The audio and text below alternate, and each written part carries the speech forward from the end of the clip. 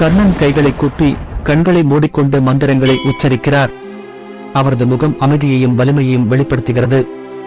கர்ணனின் எண்ணங்கள் இந்த இருப்பு அரசபலம், ஆனால் மறைக்கப்பட்டது.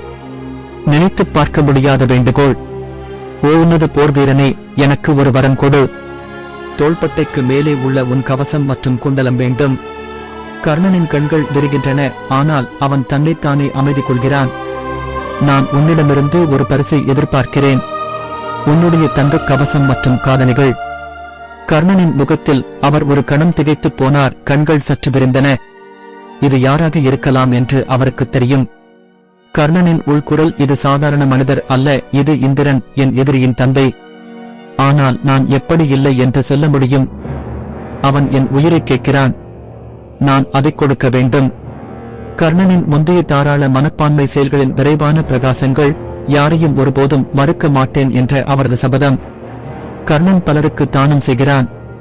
சூரியன் ஒரு கனவில் தோன்றுகிறான், ஜாக்கிரதை என் மகனே, இந்திரன் உன் தெய்வீக கவசத்திற்காக வருவான். கர்ணன் கனவிலிருந்து விழித்தெழுந்தான். கர்ணன் ஏற்றுக்கொள்கிறார். கர்ணன் கம்பீரமாகவும் அமைதியாகவும் அவர் லேசான புன்னகையுடன் கூறுகிறார், இது உங்களுடையது, மரியாதைக்குரியது. என் உயிரை இழந்தாலும் நான் அதை கொடுப்பேன். இந்திரனின் ஆச்சரியமான முகபாவத்தின் கர்ணன் இவ்வளவு விருப்பத்துடன் ஏற்றுக்கொள்வார் என்று அவர் எதிர்பார்க்கவில்லை. காயமடைந்த ஆனால் பெருமை கொண்ட கர்ணன் கவசத்தையும் குண்டலத்தையும் இரு கைகளாலும் முனிவருக்கு வழங்குகிறார்.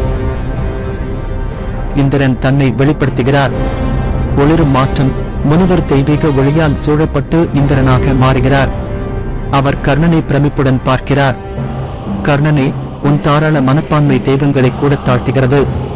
நான் உனக்கு வலிமை மிக்க வாசவி சக்தியை வழங்குகிறேன், ஆனால் நீ அதை ஒரு முறை மட்டுமே பயன்படுத்த முடியும்.